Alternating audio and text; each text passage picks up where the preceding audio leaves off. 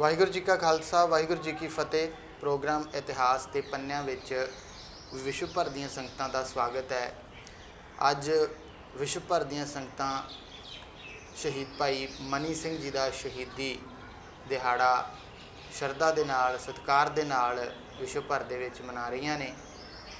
ਸੋ ਆਓ ਤੁਹਾਨੂੰ ਇਤਿਹਾਸ ਦੇ ਨਾਲ ਜੋੜਦੇ ਹਾਂ ਪ੍ਰੋਗਰਾਮ ਇਤਿਹਾਸ ਦੇ ਪੰਨਿਆਂ ਵਿੱਚ। ਤੇ ਸਾਡੇ ਨਾਲ ਗੈਸਟ ਨੇ ਸ਼੍ਰੋਮਣੀ ਗੁਰਦੁਆਰਾ ਪ੍ਰਬੰਧਕ ਕਮੇਟੀ ਦੇ ਪ੍ਰਚਾਰਕ ਅਤੇ ਕਥਾਵਾਚਕ ਭਾਈ ਸਾਹਿਬ ਭਾਈ ਬਲਕਾਰ ਸਿੰਘ ਜੀ ਅਜਨਾਲਾ। ਸੋ ਆਓ ਉਹਨਾਂ ਨਾਲ ਫਤਿਹ ਦੀ ਸਾਂਝ ਪਾਉਂਦੇ ਹਾਂ ਅਤੇ ਭਾਈ ਮਨੀ ਸਿੰਘ ਜੀ ਦੇ ਜੀਵਨ ਬਾਬਤ ਉਹਨਾਂ ਨਾਲ ਗੱਲਬਾਤ ਜਿਹੜੀ ਆ ਉਹ ਕਰਾਂਗੇ। ਭਾਈ ਸਾਹਿਬ ਜੀ ਵਾਹਿਗੁਰੂ ਜੀ ਕਾ ਖਾਲਸਾ ਵਾਹਿਗੁਰੂ ਜੀ ਕਾ ਖਾਲਸਾ ਵਾਹਿਗੁਰੂ ਜੀ ਕੀ ਫਤਿਹ ਜੀ। ਭਾਈ ਸਾਹਿਬ ਜੀ ਸਵਾਗਤ ਹੈ ਤੁਹਾਡਾ ਪ੍ਰੋਗਰਾਮ ਦੇ ਵਿੱਚ। ਧੰਨਵਾਦ ਜੀ। ਤੇ ਸਭ ਤੋਂ ਪਹਿਲਾ ਮੇਰਾ ਸਵਾਲ ਹੈ ਕਿ ਭਾਈ ਮਨੀ ਸਿੰਘ ਜੀ ਦਾ ਪਰਿਵਾਰਕ ਪਿਛੋਕੜ ਅਤੇ ਉਹਨਾਂ ਦਾ ਜਨਮ ਜਿਹੜਾ ਆ ਉਹਦੇ ਸੰਬੰਧ ਦੇ ਵਿੱਚ ਜਾਣਕਾਰੀ ਜਿਹੜੀ ਸੰਗਤਾਂ ਨਾਲ ਸਾਂਝੀ ਕਰੋ।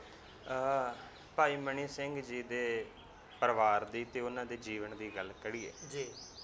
ਬੜਾ ਨਿਵੇਕਲਾ ਪਰਿਵਾਰ ਹੈ ਜੀ। ਬੜਾ ਨਿਵੇਕਲਾ ਜੀਵਨ ਹੈ ਜੀ।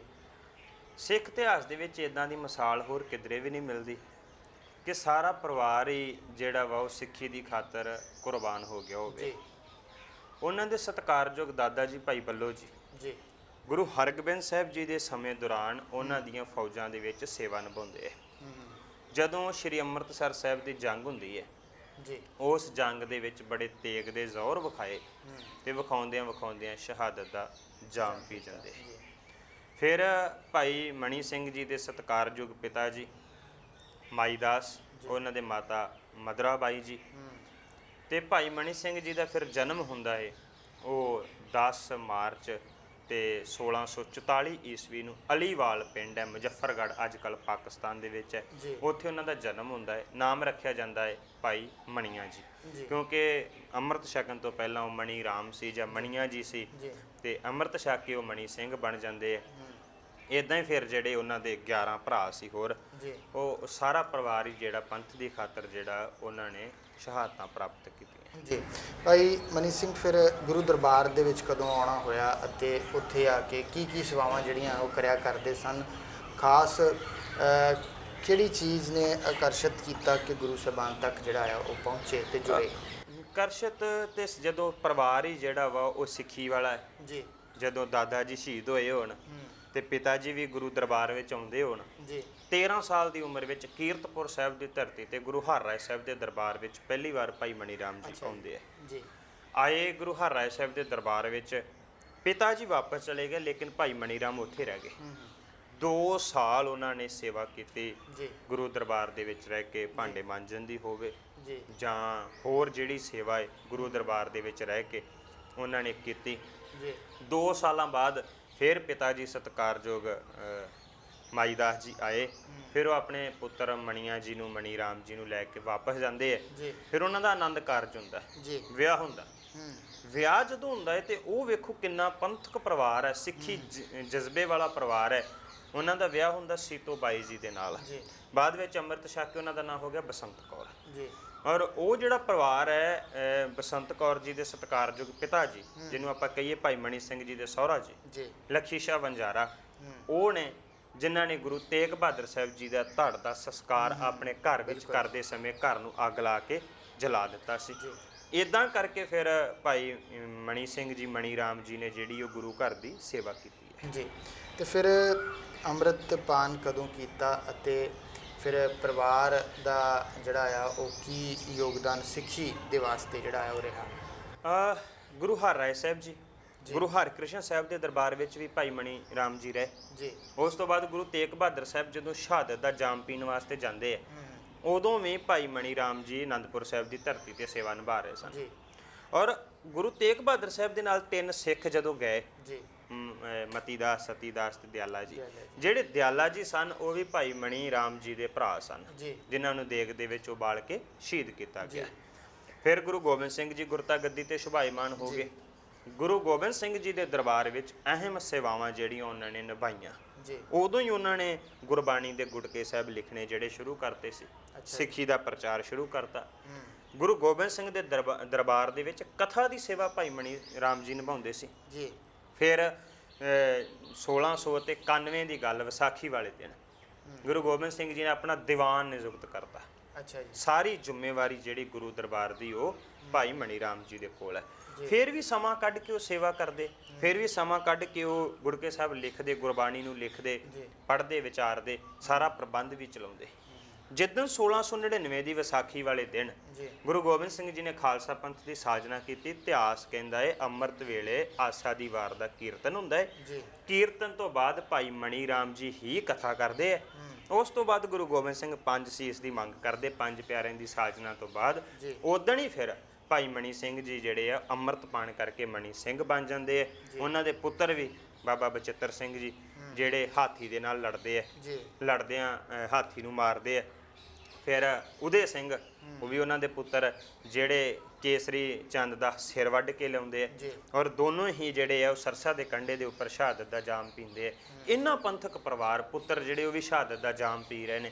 ਤੇ ਫਿਰ ਉੱਥੇ ਗੁਰੂ ਗੋਬਿੰਦ ਸਿੰਘ ਜੀ ਦੇ ਸਮੇਂ ਦੌਰਾਨ ਜਿਹੜਾ ਅੰਮ੍ਰਿਤ ਪਾਣ ਕਰਕੇ 1699 ਦੀ ਵਿਸਾਖੀ ਵਾਲੇ ਦਿਨ ਉਹ ਸਿੰਘ ਸੱਜ ਜਾਂਦੇ ਜੀ। ਭਾਈ ਮਨੀ ਸਿੰਘ ਹੋਰਾਂ ਨੇ ਗੁਰੂ ਗ੍ਰੰਥ ਸਾਹਿਬ ਜੀ ਲਿਖਣ ਦੀ ਸੇਵਾ ਜਿਹੜੀ ਆ ਉਹ ਵੀ ਕੀਤੀ, ਤਾਂ ਗੁਰੂ ਗ੍ਰੰਥ ਸਾਹਿਬ ਜੀ ਦਾ ਸਰੂਪ ਲਿਖਣ ਦੀ ਸੇਵਾ ਜਿਹੜੀ ਆ ਉਹ ਕਿਵੇਂ ਕੀਤੀ? ਗੁਰੂ ਗੋਬਿੰਦ ਸਿੰਘ ਜੀ ਦੇ ਸਮੇਂ ਦੌਰਾਨ ਹੀ 1699 ਦੀ ਵਿਸਾਖੀ ਵਾਲੇ ਦਿਨ ਦੂਰੋਂ ਦੂਰੋਂ ਸੰਗਤਾਂ ਆਈਆਂ ਸੀ। ਅੱਛਾ ਜੀ। ਉਹ ਜਦੋਂ ਸੰਗਤਾਂ ਆਈਆਂ ਤੇ ਸ਼੍ਰੀ ਅੰਮ੍ਰਿਤਸਰ ਸਾਹਿਬ ਤੋਂ ਵੀ ਸੰਗਤ ਜਾਂਦੀ ਹੈ ਜੀ। ਸ਼੍ਰੀ ਅੰਮ੍ਰਿਤਸਰ ਸਾਹਿਬ ਦੀ ਸੰਗਤ ਨੇ ਬੇਨਤੀ ਕੀਤੀ, ਸ਼੍ਰੀ ਦਰਬਾਰ ਸਾਹਿਬ ਜੀ ਦਾ ਪ੍ਰਬੰਧ ਜੋ ਬਾਬਾ ਪ੍ਰਿਥੀ ਚੰਦ ਦੀ ਕੁੱਲ ਦੇ ਵਿੱਚੋਂ ਬਾਬਾ ਹਰਜੀ ਚਲਾ ਰਹੇ ਸੀ ਉਹ ਛੱਡ ਕੇ ਚਲੇ ਗਏ ਜੀ। ਦਰਬਾਰ ਸਾਹਿਬ ਦਾ ਕੋਈ ਪ੍ਰਬੰਧ ਚੱਲਦਾ ਨਹੀਂ ਪਿਆ, ਤੁਸੀਂ ਕਿਰਪਾ ਕਰੋ। ਗੁਰੂ ਗੋਬਿੰਦ ਸਿੰਘ ਜੀ ਨੇ ਉਹਦੀ ਜ਼ਿੰਮੇਵਾਰੀ ਵੀ ਭਾਈ ਮਣੀ ਸਿੰਘ ਜੀ ਨੂੰ ਦਿੱਤੀ। ਅੱਛਾ ਜੀ। ਮਣੀ ਸਿੰਘ ਜੀ ਅੰਮ੍ਰਿਤਸਰ ਆਉਂਦੇ ਰਹੇ, ਪ੍ਰਬੰਧ ਕਰਕੇ ਫਿਰ ਵੀ ਭਾਵੇਂ ਚਲੇ ਜਾਂਦੇ ਰਹੇ। ਜਿੱਦਣ ਗੁਰੂ ਗੋਬਿੰਦ ਸਿੰਘ ਜੀ ਅਨੰਦਪੁਰ ਸਾਹਿਬ ਦਾ ਕਿਲ੍ਹਾ ਛੱਡਦੇ ਤੇ ਇਤਿਹਾਸ ਕਹਿੰਦਾ ਵੀ ਜਦੋਂ ਮਾਤਾਵਾਂ ਜਿਹੜੀਆਂ ਨੇ ਉਹ ਚਲੀਆਂ ਜਾਂਦੀਆਂ ਹੈ ਦਿੱਲੀ ਵਾਲੇ ਪਾਸੇ ਨੂੰ, ਤਾਂ ਉਹਨਾਂ ਦੇ ਨਾਲ ਭਾਈ ਮਣੀ ਸਿੰਘ ਸੀ। ਦਮਦਮਾ ਸਾਹਿਬ ਦੀ ਧਰਤੀ ਦੇ ਉੱਪਰ ਆਣ ਕੇ ਭਾਈ ਮਣੀ ਸਿੰਘ ਜੀ ਤੇ ਮਾਤਾਵਾਂ ਗੁਰੂ ਗੋਬਿੰਦ ਸਿੰਘ ਜੀ ਨੂੰ ਮਿਲਦੀਆਂ ਜੀ। ਜਦੋਂ ਮਿਲਦੇ ਆ ਤੇ ਫਿਰ ਉੱਥੇ ਭਾਵੇਂ ਮਾਤਾਵਾਂ ਨੇ ਵੀ ਪੁੱਛਿਆ ਵੀ ਸਤਿਗੁਰੂ ਸਾਡੇ ਪੁੱਤਰ ਨਜ਼ਰ ਨਹੀਂ ਆਉਂਦੇ, ਤੇ ਗੁਰੂ ਗੋਬਿੰਦ ਸਿੰਘ ਜੀ ਨੇ ਕਿਹਾ ਇਨ ਪੁੱਤਰਨ ਕੇ ਸੀਸ ਪੇ ਵਾਰ ਦੀਏ ਸੁਤ ਚਾਰ ਮੂਏ ਤੋਂ ਕਿਆ ਹੁਆ ਜੀਵਤ ਕਈ ਹਜ਼ਾਰ। ਇਹਨਾਂ ਦੀ ਖਾਤਰ 4 ਕੁਰਬਾਨ ਕਰ ਦਿੱਤੇ, ਕੀ ਹੋਇਆ? ਇਹ ਸਾਰੇ ਮੇਰੇ ਤੇ ਪੁੱਤਰ ਹੈ। ਉੱਥੇ ਫਿਰ ਗੁਰੂ ਗੋਬਿੰਦ ਸਿੰਘ ਜੀ ਨੇ ਜਿਹੜਾ ਆਦਿ ਸ਼੍ਰੀ ਗੁਰੂ ਗ੍ਰੰਥ ਸਾਹਿਬ ਜੀ ਦਾ ਸਰੂਪ ਗੁਰੂ ਅਰਜਨ ਸਾਹਿਬ ਜੀ ਨੇ ਲਿਖਿਆ ਸੀ, ਭਾਈ ਗੁਰਦਾਸ ਸਾਹਿਬ ਕੋਲੋਂ ਲਿਖਵਾਇਆ ਸੀ, ਉਹ ਧੀਰ ਮੱਲ ਦੇ ਪਰਿਵਾਰ ਕੋਲ ਸੀ, ਧੀਰ ਮੱਲੀਆਂ ਦੇ ਕੋਲ ਸੀ। ਗੁਰੂ ਗੋਬਿੰਦ ਸਿੰਘ ਜੀ ਨੇ ਕਿਹਾ ਵੀ ਉਹ ਸਰੂਪ ਜਿਹੜਾ ਲੈ ਕੇ ਆਂਦਾ ਜਾਏ। ਧੀਰ ਮੱਲੀਆਂ ਨੇ ਦਿੱਤਾ ਨਹੀਂ, ਦੇਣ ਤੋਂ ਇਨਕਾਰ ਕਰਤਾ, ਨਾਲੇ ਇੱਕ ਮਿਹਣਾ ਵੀ ਦਿੱਤਾ ਵੀ ਜੇ ਗੁਰੂ ਕੋਲ ਤਾਕਤ ਹੈ ਤਾਂ ਲਿਖ ਲੈ। ਗੁਰੂ ਗੋਬਿੰਦ ਸਿੰਘ ਜੀ ਨੇ ਫਿਰ ਉਸ ਵਕਤ ਜਿਹੜਾ ਏ ਉਹ ਦਮਦਮਾ ਸਾਹਿਬ ਦੀ ਧਰਤੀ ਦੇ ਉੱਪਰ ਭਾਈ ਮਣੀ ਸਿੰਘ ਨੂੰ ਲਿਖਾਰੀ ਲਾਇਆ। ਬਾਬਾ ਦੀਪ ਸਿੰਘ ਜੀ ਜਿਹੜੇ ਉਹਨਾਂ ਦੀ ਡਿਊਟੀ ਕਲਮਾ ਕਰਨ ਤੇ ਲੱਗੇ, ਗੁਰੂ ਗ੍ਰੰਥ ਸਾਹਿਬ ਜੀ ਦਾ ਸਰੂਪ ਦੁਬਾਰਾ ਤੋਂ ਲਿਖਵਾਉਣਾ ਆਰੰਭ ਕੀਤਾ। ਇੱਕ ਓੰਕਾਰ ਤੋਂ ਲੈ ਕੇ ਪਾਵਨ ਸਰੂਪ ਲਿਖਣਾ ਸ਼ੁਰੂ ਕੀਤਾ। ਜਿੰਨੀ ਗੁਰਬਾਣੀ ਨੂੰ ਲਿਖਿਆ ਜਾਂਦਾ ਉਨੀ ਗੁਰਬਾਣੀ ਦੇ ਅਰਥ ਕਰਕੇ ਗੁਰੂ ਗੋਬਿੰਦ ਸਿੰਘ ਜੀ ਸਮਝਾਉਂਦੇ। ਇਤਿਹਾਸ ਕਹਿੰਦਾ ਵੀ 48 ਸਿੱਖਾਂ ਨੇ ਜਿਹੜੇ ਉਹ ਅਰਥ ਗੁਰੂ ਸਾਹਿਬ ਦੇ ਕੋਲੋਂ ਸਰਵਣ ਕੀਤੇ ਸੀ, ਔਰ ਫਿਰ ਉਹਦੇ ਵਿੱਚ ਗੁਰੂ ਤੇਗ ਬਹਾਦਰ ਸਾਹਿਬ ਜੀ ਦੀ ਬਾਣੀ ਜਿਹੜੀ ਉਹ ਦਰਜ ਕੀਤੀ ਗਈ, ਜਿਹੜੀ ਸਤਿਗੁਰੂ ਨੇ 15 ਰਾਗਾਂ ਦੇ ਵਿੱਚ ਜਿਹੜੀ ਗੁਰਬਾਣੀ 57 ਸ਼ਲੋਕ ਤੇ 59 ਸ਼ਬਦ ਉਚਾਰਨ ਕੀਤੇ ਸੀ, ਉਹ ਸਾਰੀ ਗੁਰਬਾਣੀ ਨੂੰ ਇਕੱਤਰ ਕਰਕੇ ਗੁਰੂ ਗ੍ਰੰਥ ਸਾਹਿਬ ਜੀ ਨੂੰ ਜਿਹੜਾ ਵਾ ਉਹ ਲਿਖਿਆ ਗਿਆ। ਉਹਨੂੰ ਇਤਿਹਾਸ ਦੇ ਵਿੱਚ ਸੰਪੂਰਨਤਾ ਦਿਵਸ ਕਹਿੰਦੇ ਆ, ਗੁਰੂ ਗ੍ਰੰਥ ਸਾਹਿਬ ਜੀ ਦਾ ਸੰਪੂਰਨਤਾ ਦਿਵਸ। ਇਹ ਭਾਈ ਮਣੀ ਸਿੰਘ ਜੀ ਨੇ ਸੇਵਾ ਕੀਤੀ, ਇੱਥੇ ਬਸ ਨਹੀਂ, ਫਿਰ ਉਹਨਾਂ ਨੇ ਬਾਅਦ ਵਿੱਚ ਵੀ ਇਹ ਸੇਵਾ ਜਿਹੜੀ ਉਹ ਜਾਰੀ ਰੱਖੀ। ਬਾਅਦ ਵਿੱਚ ਵੀ ਗੁਰਬਾਣੀ ਲਿਖ ਕੇ ਸੰਗਤਾਂ ਨੂੰ ਵੰਡਣ ਦੀ ਸੇਵਾ ਜਿਹੜੀ ਉਹ ਕਰਦੇ ਰਹੇ। ਜੀ ਭਾਈ ਮਨੀ ਸਿੰਘ, ਜਿਵੇਂ ਤੁਸੀਂ ਪਹਿਲਾਂ ਵੀ ਜ਼ਿਕਰ ਕੀਤਾ ਕਿ ਅੰਮ੍ਰਿਤਸਰ ਸਾਹਿਬ ਆਉਂਦੇ ਸੀਗੇ, ਪ੍ਰਬੰਧ ਕਰਕੇ ਜਾਂ ਜ਼ਿੰਮੇਵਾਰੀ ਦੇ ਕੇ ਤਾਂ ਚਲੇ ਜਾਂਦੇ ਸੀਗੇ, ਫਿਰ ਪੱਕੇ ਤੌਰ ਦੇ ਉੱਤੇ ਕਦੋਂ ਉਹ ਸੱਚਖੰਡ ਸ੍ਰੀ ਹਰਿਮੰਦਰ ਸਾਹਿਬ ਵਿਖੇ ਆਏ, ਕਿਵੇਂ ਪ੍ਰਬੰਧ ਕੀਤਾ ਤੇ ਕਿਵੇਂ ਮੁੱਖ ਗ੍ਰੰਥੀ ਦੇ ਤੌਰ ਦੇ ਉੱਤੇ ਵੀ ਉਹਨਾਂ ਨੇ ਸੇਵਾਵਾਂ ਜਿਹੜੀਆਂ ਉਹ ਨਿਭਾਈਆਂ? ਅਹਿਮ ਯੋਗਦਾਨ ਪਾਇਆ ਪੰਥ ਦੇ ਵਿੱਚ ਭਾਈ ਮਣੀ ਸਿੰਘ ਜੀ ਹੋਣਾ ਨੇ। ਜਦੋਂ ਗੁਰੂ ਗੋਬਿੰਦ ਸਿੰਘ ਨੰਦੇੜ ਵਾਲੇ ਪਾਸੇ ਚਲੇ ਗਏ, ਥੋੜਾ ਰਸਤੇ ਤੱਕ ਭਾਈ ਮਣੀ ਸਿੰਘ ਛੱਡਣ ਵਾਸਤੇ ਗਏ। ਗੁਰੂ ਗੋਬਿੰਦ ਸਿੰਘ ਜੀ ਨੇ ਹੁਕਮ ਕਰਤਾ ਵੀ ਤੁਸੀਂ ਹੁਣ ਸ੍ਰੀ ਦਰਬਾਰ ਸਾਹਿਬ ਚਲੇ ਜਾਓ, ਉੱਥੋਂ ਦਾ ਪ੍ਰਬੰਧ ਚਲਾਉਣਾ, ਸਿੱਖ ਸੰਗਤਾਂ ਨੂੰ ਇਕੱਤਰ ਕਰਨਾ ਹੈ। ਔਰ ਗੁਰੂ ਗੋਬਿੰਦ ਸਿੰਘ ਜੀ ਦੇ ਜਾਣ ਦੇ ਨਾਲ ਸਿੱਖਾਂ ਦੇ ਵਿੱਚ ਨਿਰਾਸ਼ਤਾ ਫੈਲਣੀ ਲਾਜ਼ਮੀ ਸੀ ਤੇ ਡਰ ਵੀ ਸੀ ਕਿ ਗੁਰੂ ਗੋਬਿੰਦ ਸਿੰਘ ਜੀ ਦੇ ਨੰਦੇੜ ਵਾਲੇ ਪਾਸੇ ਜਾਣ ਤੋਂ ਬਾਅਦ ਕਿਤੇ ਸਿੱਖ ਨਿਰਾਸ਼ ਨਾ ਹੋ ਜਾਣ, ਜਾਂ ਮਤਲਬ ਜਿਹੜੀ ਹਕੂਮਤ ਹੈ ਉਹਦੇ ਤੋਂ ਡਰ ਨਾ ਜਾਣ। ਭਾਈ ਮਣੀ ਸਿੰਘ ਜੀ ਨੇ ਉਹ ਨਿਰਾਸ਼ਤਾ ਤੋਂ ਕੱਢਣ ਵਾਸਤੇ, ਪੰਥ ਨੂੰ ਇੱਕ ਕਰਨ ਵਾਸਤੇ ਬੜੇ ਯਤਨ ਕੀਤੇ। ਸ਼੍ਰੀ ਦਰਬਾਰ ਸਾਹਿਬ ਦੇ ਅੰਦਰ ਜਦੋਂ ਫਿਰ ਗੁਰੂ ਗੋਬਿੰਦ ਸਿੰਘ ਜੋਤੀ ਜੋਤ ਸਮਾ ਗਏ ਤੇ 1709 ਦੇ ਵਿੱਚ ਪੰਥਕ ਇਕੱਠ ਕੀਤਾ, ਆਓ ਸਾਰੇ ਜੀ। ਉਦੋਂ ਹਾਲਾਂਕਿ ਬਾਬਾ ਬੰਦਾ ਸਿੰਘ ਬਹਾਦਰ ਵੀ ਪੰਜਾਬ 'ਚ ਆ ਚੁੱਕੇ ਸਨ ਜੀ। ਔਰ ਇਕੱਠ ਕਰਕੇ ਜਿਹੜਾ ਵਾ ਫਿਰ ਸਾਰੀ ਸਿੱਖ ਸੰਗਤ ਨੂੰ ਇਕੱਠਿਆਂ ਕੀਤਾ। ਵੈਸੇ ਵੀ ਇਤਿਹਾਸ ਦੇ ਵਿੱਚ 2 ਵਾਰ ਇਕੱਠ ਗੁਰੂ ਦਰਬਾਰ 'ਚ ਹੋਇਆ ਹੀ ਕਰਦਾ ਸੀ ਜੀ, ਇੱਕ ਵਿਸਾਖੀ ਤੇ ਇੱਕ ਦੀਵਾਲੀ ਤੇ, ਕਿਉਂਕਿ ਸੌਖਾ ਤਰੀਕਾ ਸੀ। ਇਸ ਦਿਨਾਂ ਦੇ ਉੱਪਰ ਲੋਕ ਵੈਸੇ ਵੀ ਜਾਂਦੇ ਸੀ ਧਾਰਮਿਕ ਸਥਾਨਾਂ ਤੇ, ਗੁਰੂ ਸਾਹਿਬ ਨੇ ਉਹਨੂੰ ਗੁਰਮਤਿ ਦੇ ਲਈ ਵਰਤਿਆ ਔਰ ਉਹ ਫਿਰ ਭਾਈ ਮਨੀ ਸਿੰਘ ਜੀ ਨੇ ਸ਼ੁਰੂ ਕੀਤਾ ਜੀ।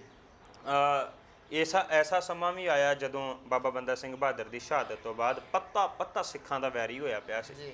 ਉਦੋਂ ਵੀ ਅਗਵਾਈ ਜਿਹੜੀ ਆ ਭਾਈ ਮਨੀ ਸਿੰਘ ਜੀ ਨੇ ਕੀਤੀ, ਸਿੱਖਾਂ 'ਚ ਨਿਰਾਸ਼ਤਾ ਨਹੀਂ ਆਉਣ ਦਿੱਤੀ, ਚੜ੍ਹਦੀ ਕਲਾ ਦੇ ਵਿੱਚ ਰੱਖਿਆ ਔਰ ਉੱਥੇ ਗੁਰਬਾਣੀ ਦੀ ਵਿਚਾਰ ਕਰਕੇ ਗੁੜਕੇ ਸਾਹਿਬ ਤਿਆਰ ਕਰਕੇ ਸਿੱਖ ਸੰਗਤਾਂ ਨੂੰ ਵੰਡਦੇ ਰਹੇ।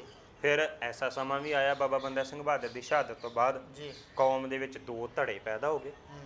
ਇੱਕ ਧੜਾ ਕਵੇ ਵੀ ਸਾਡੇ ਵਾਸਤੇ ਤਾਂ ਬੰਦਾ ਸਿੰਘ ਬਦਈ ਖਾਲਸਾ, ਦੂਜੇ ਕਹਿਣ ਵੀ ਨਹੀਂ ਸਾਡੇ ਵਾਸਤੇ ਤੱਤ ਖਾਲਸਾ, ਸਾਡੇ ਵਾਸਤੇ ਗੁਰਬਾਣੀ ਗੁਰੂ ਗ੍ਰੰਥ ਸਾਹਿਬ ਹੈ।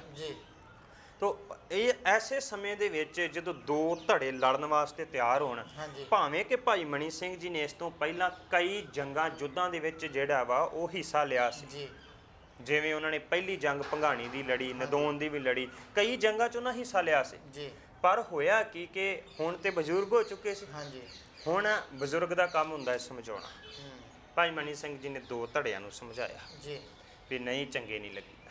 ਉਸ ਤੋਂ ਬਾਅਦ ਕੀ ਹੋਇਆ ਕਿ ਉਹ ਜਦੋਂ ਨਾਮ ਮੰਨਣ ਵਾਸਤੇ ਤਿਆਰ ਹੋਏ ਕਿ ਉਹਨਾਂ ਨੇ ਪਰਚੀਆਂ ਵੀ ਲਿਖ ਕੇ ਸ਼੍ਰੀ ਦਰਬਾਰ ਸਾਹਿਬ ਸਰੋਵਰ 'ਚ ਅਰਦਾਸ ਕਰਕੇ ਪਾਤੀਆਂ ਵੀ ਚਲੋ ਜਿਹੜੀ ਤਰ ਜੇਗੀ ਆਪਾਂ ਉਹਨੂੰ ਮੰਨ ਲਾਂਗੇ। ਉਹ ਕਹਿੰਦੇ ਵੀ ਫਿਰ ਬਦਈ ਖਾਲਸਾ ਵਾਲੀ ਡੁੱਬ ਗਈ, ਤੱਤ ਖਾਲਸਾ ਵਾਲੀ ਜਿਹੜੀ ਉਹ ਤਰ ਗਈ ਤੇ ਫਿਰ ਬਦਈ ਵਾਲੇ ਜਿਹੜੇ ਸੀ ਉਹ ਸ਼੍ਰੀ ਦਰਬਾਰ ਸਾਹਿਬ ਨੂੰ ਛੱਡ ਕੇ ਉਹ ਬਾਹਰ ਚਲੇ ਗਏ। ਚਲੋ ਜਿਹੜਾ ਪੰਥ ਦੇ ਵਿੱਚ ਦੁਫਾੜ ਪੈਣ ਦੀ ਇੱਕ ਵਾਰ ਸਥਿਤੀ ਪੈਦਾ ਹੋ ਗਈ ਸੀ, ਉਹਦੇ ਵਿੱਚੋਂ ਭਾਈ ਮਨੀ ਸਿੰਘ ਜੀ ਨੇ ਕੱਢ ਲਿਆ। ਲੰਮਾ ਸਮਾਂ ਗੁਰੂ ਗੋਬਿੰਦ ਸਿੰਘ ਜੀ ਦੇ ਜੋਤੀ ਜੋਤ ਸਮਾਉਣ ਤੋਂ ਬਾਅਦ ਸ਼੍ਰੀ ਦਰਬਾਰ ਸਾਹਿਬ ਦੇ ਵਿੱਚ ਪੰਥ ਦੀ ਅਗਵਾਈ ਭਾਈ ਮਨੀ ਸਿੰਘ ਕਰਦੇ ਰਹੇ। ਤੇ ਫਿਰ ਉਹਨਾਂ ਦੀ ਸ਼ਹਾਦਤ ਜਿਹੜੀ ਆ ਉਹ ਕਿਵੇਂ ਹੁੰਦੀ ਆ, ਕਿਵੇਂ ਸ਼ਹੀਦੀ ਜਿਹੜੀ ਆ ਉਹ ਭਾਈ ਮਨੀ ਸਿੰਘ ਦੀ, ਤੇ ਉਹਦੇ ਕਾਰਨ ਜਿਹੜੇ ਆ ਉਹ ਕੀ ਬਣਦੇ? ਭਾਈ ਮਨੀ ਸਿੰਘ ਜੀ ਦੀ ਫਿਰ ਜਿਹੜੀ ਸ਼ਹਾਦਤ ਹੈ, ਸ਼ਹਾਦਤਾਂ ਤੇ ਬਹੁਤ ਸਾਰੀਆਂ। ਫਿਰ ਜਦੋਂ ਬਾਬਾ ਬੰਦਾ ਸਿੰਘ ਬਹਾਦਰ ਦੀ ਸ਼ਹਾਦਤ, ਉਸ ਤੋਂ ਬਾਅਦ ਫਿਰ ਸ਼ਹਾਦਤਾਂ ਦਾ ਦੌਰ ਹੀ ਚੱਲ ਉੱਠਦਾ ਹੈ। ਹਰ ਹਕੂਮਤ ਜਿਹੜੀ ਸਿੱਖਾਂ ਨੂੰ ਮਾਰਨ ਵਾਸਤੇ, ਕੁਚਲਣ ਵਾਸਤੇ ਤਿਆਰ ਰਹਿੰਦੀ ਹੈ। ਬਹੁਤ ਸਾਰੇ ਜਿਹੜੇ ਹਕੂਮਤ ਦੇ ਮੁਖਬਰ ਸੀ, CID ਦੇਣ ਵਾਲੇ ਲੋਕ, ਹਰਭਗਤ, ਨਰੰਜਨੀਆ, ਅਕਾਲ ਦਾਸ ਆਦਿਕ, ਉਹਦੇ ਤਿਆਰ ਰਹਿੰਦੇ ਸੀ ਪੈਸੇ ਲੈਣ ਵਾਸਤੇ। ਸਿੱਖਾਂ ਦੇ ਸਿਰਾਂ ਦੇ ਮੁੱਲ ਪਾਏ ਜਾਂਦੇ ਹੈ ਔਰ ਜਿਹੜਾ ਸਿਰ ਵੱਢ ਕੇ ਲਿਆਵੇ ਉਹਨੂੰ ਪੈਸੇ ਮਿਲਦੇ, ਜਿਹੜਾ ਸੂਦ ਹੈ ਉਹਨੂੰ ਪੈਸੇ ਮਿਲਦੇ ਹੈ। ਤੋ ਸਿੱਖਾਂ ਦੇ ਉੱਪਰ ਜ਼ੁਲਮ ਦੀ ਉਹ ਹਨੇਰੀ ਚੱਲ ਰਹੀ ਸੀ।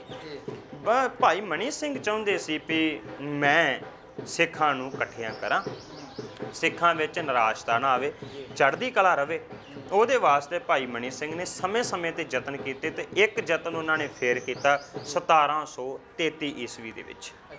ਉਹਨਾਂ ਨੇ ਕੀਤਾ ਕਿ ਮੈਂ ਸ਼੍ਰੀ ਦਰਬਾਰ ਸਾਹਿਬ ਦੇ ਵਿੱਚ ਪੰਥਕ ਇਕੱਠ ਕਰਾਂ, ਪਰ ਪੰਥਕ ਇਕੱਠ ਕਰਨ ਤੇ ਪਾਬੰਦੀ ਹੈ, ਕੋਈ ਕਰ ਨਹੀਂ ਸਕਦਾ। ਉਹਨਾਂ ਨੇ ਜ਼ਕਰੀਆ ਖਾਨ ਜਿਹੜਾ ਲਾਹੌਰ ਦਾ ਸੂਬੇਦਾਰ, ਉਹਦੇ ਨਾਲ ਸਬੰਧ ਬਣਾਉਣ ਦਾ ਜਿਹੜਾ ਉਹ ਯਤਨ ਕੀਤਾ।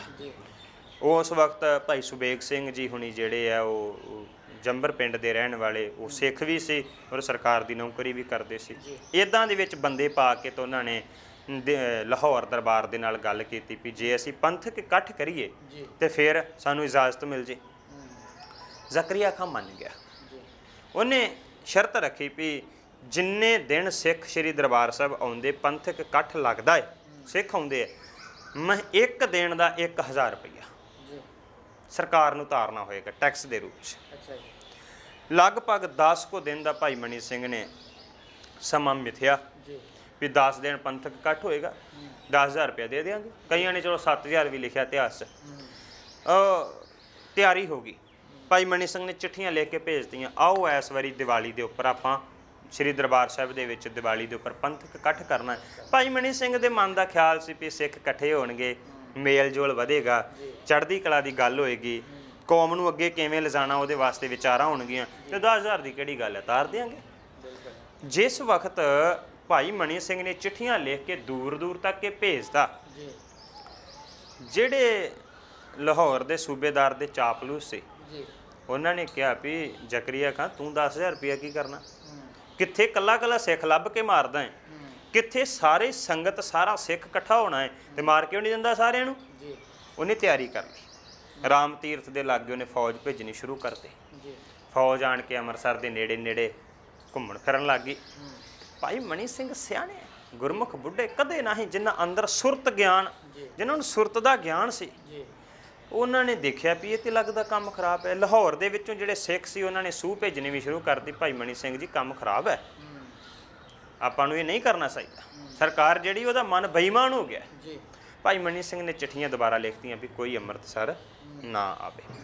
ਪੰਥਕ ਇਕੱਠ ਨਹੀਂ ਹੋਇਆ, ਨਾ ਹੋਣ ਕਰਕੇ ਤੇ ਸਰਕਾਰ ਕਹਿੰਦੀ ਪੈਸੇ। ਭਾਈ ਮਣੀ ਸਿੰਘ ਕਹਿੰਦੇ ਜਦੋਂ ਇਕੱਠ ਹੀ ਨਹੀਂ ਹੋਇਆ ਫਿਰ ਪੈਸੇ ਕਾਹਦੇ, ਫਿਰ ਟੈਕਸ ਕਾਹਦਾ? ਉਹ ਵਿੱਚ ਪੈ ਕੇ ਤੇ ਫਿਰ ਸਮਝੌਤਾ ਹੋਇਆ ਵੀ ਚਲੋ ਆਪਾਂ ਇਹ ਇਕੱਠ ਜਿਹੜਾ ਨਾ ਵਿਸਾਖੀ ਤੇ ਕਰ ਲਾਂਗੇ।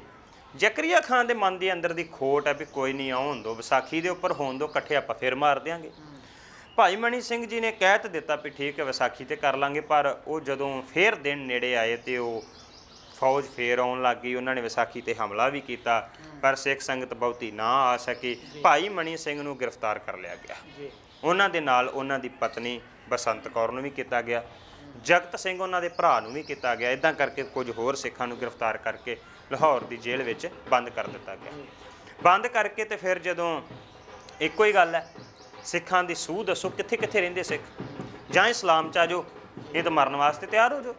ਭਾਈ ਮਣੀ ਸਿੰਘ ਕਹਿੰਦੇ ਵੀ ਮਰਨ ਵਾਸਤੇ ਤਾਂ ਆਪਾਂ ਤਿਆਰ ਹੀ ਹਾਂ। 90 ਵਰ੍ਹਿਆਂ ਦੀ ਉਮਰ ਦੇ ਵਿੱਚ ਭਾਈ ਮਣੀ ਸਿੰਘ ਨੂੰ ਇਹ ਹੁਕਮ ਦਿੱਤਾ ਗਿਆ ਕਿ ਇਹਨਾਂ ਨੂੰ ਬੰਦ ਕੱਟ ਕੇ ਸ਼ਹੀਦ ਕਰ ਦਿੱਤਾ ਜਾਏ। ਭਾਈ ਮਣੀ ਸਿੰਘ ਨੂੰ ਬੰਦ ਕੱਟਣ ਲੱਗਾ ਜਲਾਦ। ਜਲਾਦ ਕਹਿੰਦਾ ਵੀ ਮਣੀ ਸਿੰਘ ਦੇਖ, ਜਨਮ ਦੁਬਾਰਾ ਨਹੀਂ ਮਿਲਣਾ। ਭਾਈ ਮਣੀ ਸਿੰਘ ਕਹਿੰਦੇ ਹਾਂ ਤੂੰ ਠੀਕ ਕਿਹਾ, ਜਨਮ ਦੁਬਾਰਾ ਨਹੀਂ ਮਿਲਣਾ, ਪਰ ਮੇਰੇ ਵਾਸਤੇ ਜ਼ਰੂਰੀ ਹੈ ਜਨਮ ਤੇ ਮਿਲ ਸਕਦਾ, ਸਿੱਖੀ ਦੁਬਾਰਾ ਨਹੀਂ ਮਿਲਣੀ, ਮੈਂ ਸਿੱਖੀ ਤੋਂ ਮੁਨਕਰ ਨਹੀਂ ਹੋ ਸਕਦਾ।